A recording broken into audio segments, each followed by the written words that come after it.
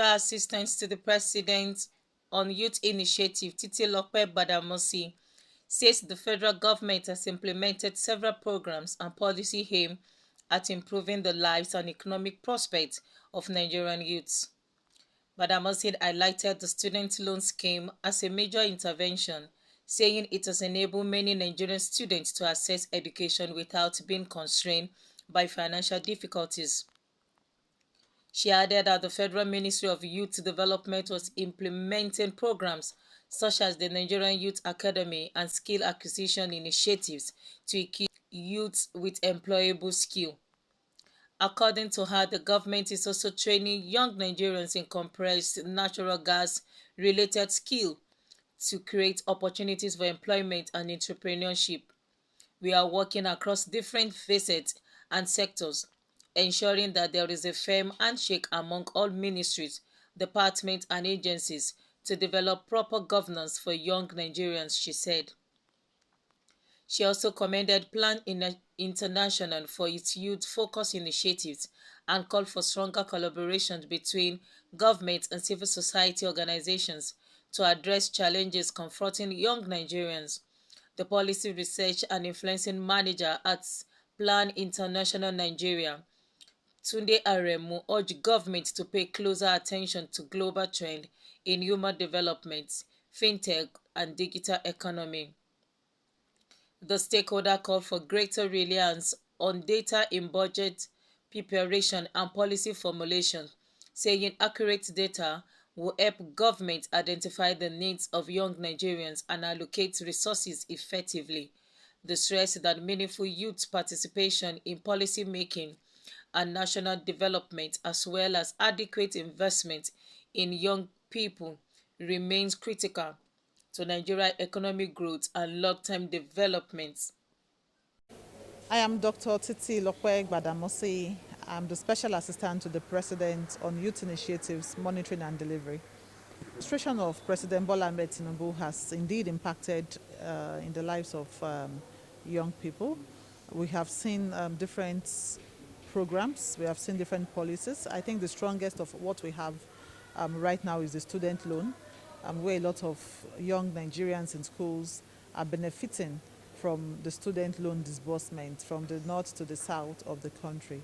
Apart from that, at the fore of this country, of this administration, is youth development agenda.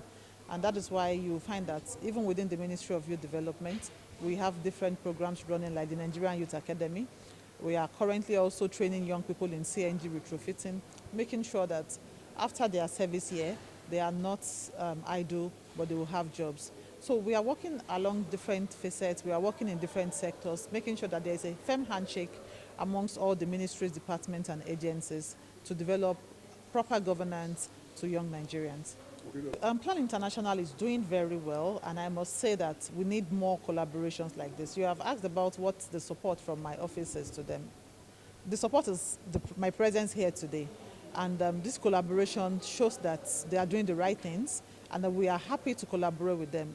Gone are the days where the civil society organizations to be on one side and government to be on the other side, but now we are collaborating to build a better and a stronger Nigeria.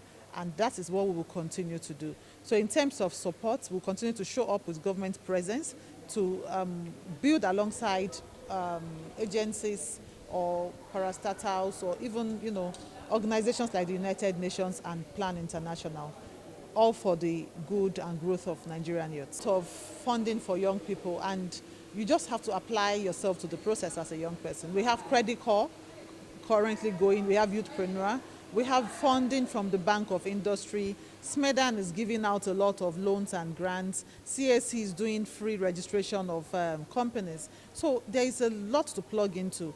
And I think that my advice to such a young person or young people who are looking to benefit from government programs is that keep your ears to the ground, follow the relevant government agencies online, make sure that you are abreast of government policies. And if you have any issues or you have any difficulties, we are very open to collaborate with you and also to support you to youth affairs.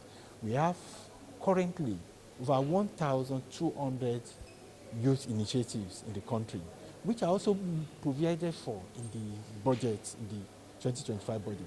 But the concern we have is that just less than 5% of those initiatives are residing with the Federal Ministry of Youth Development and Ministry of Women Affairs, which are actually primarily the ministries that are responsible for youth issues. Then you also look at the Federal Ministry of Education, and where we also have a major concern that not just that we have a reduction in the percentage of allocation to the Federal Ministry of Education in 2025, when you compare Ministry of the 2024 budget to 2025 budget, there's a drop of more than 1%. Now, what we also have is that 80% of that allocation is allocated to bricks and mortars, to infrastructures.